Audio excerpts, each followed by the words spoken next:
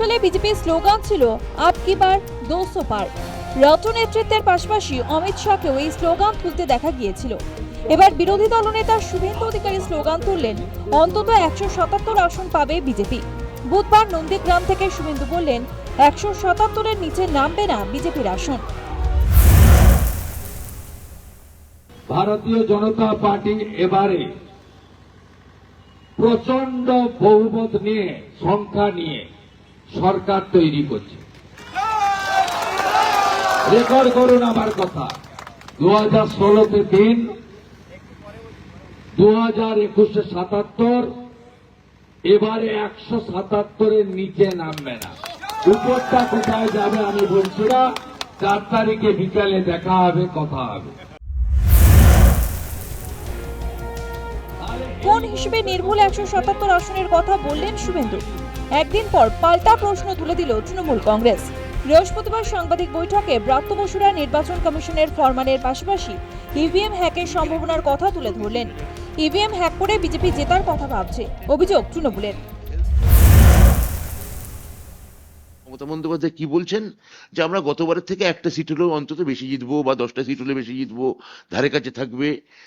177 এই সংখ্যাটা নির্ভুল কি করে বলে দেওয়া হচ্ছে? তার মানে কোনো কি একটা সেটিং আছে, কোনো ব্যবস্থাপনা করে ফেলেছেন? আমরা যেটা বলতে চাইছি, আমরা আশঙ্কা করছি সমস্ত কিছু অস্ত্র প্রয়োগ করেও যে লাস্ট অস্ত্র অর্থাৎ ইভিএম মেশিন হ্যাক করা, তাহলে কি এই সেটিংটা এমন ভাবে হয়ে গেছে সংখ্যাটাও আগে থেকে বলে দেওয়া হচ্ছে। এই ইভিএম মেশিন হ্যাক করা শেষ অস্ত্র, এইটার মানে সম্ভাবনা আমরা উড়িয়ে দিতে পারছি না।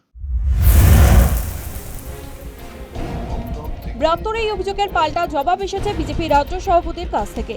দমদম কেন্দ্রে তৃণমূল প্রার্থী ব্রাত্য বসু বিদায়ী শিক্ষামন্ত্রী এবার দমদম কেন্দ্র থেকে জিততে পারবেন না, চ্যালেঞ্জ ছুড়ছেন শ্রমিক ভট্টাচার্য। দমদমে লড়ছে, এখন ওখানেই লড়াই করতে বলুন। এমনি দমদম থেকে ভবানীপুর পৌঁছতে অনেকটা ট্রাফিক জ্যাম হয়।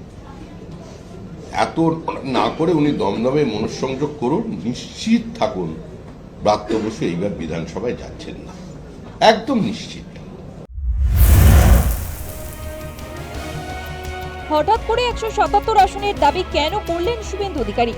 গত কয়েক বছর বাংলার গ্রাম শহর চষে বেরিয়েছেন বিরোধী দলনেতা। নির্বাচনী প্রচারেও তিনি সারা বাংলা ঘুরছেন।